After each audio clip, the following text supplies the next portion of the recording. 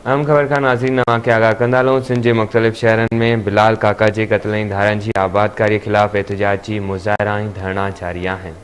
अहम ख़बर खे ॾियूं पिया। क़ौम परस्त अॻवाननि तोड़े शहरनि तरफ़ां नवाब शाह, भिटशाह, वारे ऐं ॿियनि शहरनि में एहतजाजी मुज़ाहिरा कया विया आहिनि। बिलाल काका के क़त्ल में मुलविस समूरनि जवाबदारनि खे गिरफ़्तार करे खेनि के फ़रे किरदार ताईं पहुचाए वञे। अॻवाननि इहो मुतालबो कयो आहे। अहम ख़बर खे ॾियूं पिया।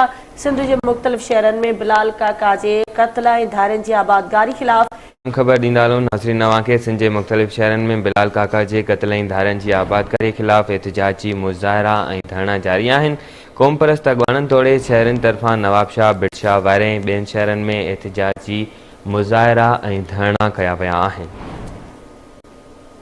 एक बार ॿीहर खे आगाह कई पिया। सिंध के मुख़्तलिफ़ शहरनि में बिलाल काका के क़त्ल वारे वाक़े ख़िलाफ़ ऐं धारनि जी आबादकारी ख़िलाफ़ एहतजाजी मुज़ाहिरा ऐं धरना जारी आहिनि। क़ौम परस्त अॻवाननि तोड़े शहरनि तरफ़ां नवाब शाह, भिटशाह, वारे ऐं ॿियनि शहरनि में एहतजाजी मुज़ाहिरा कया पिया वञनि।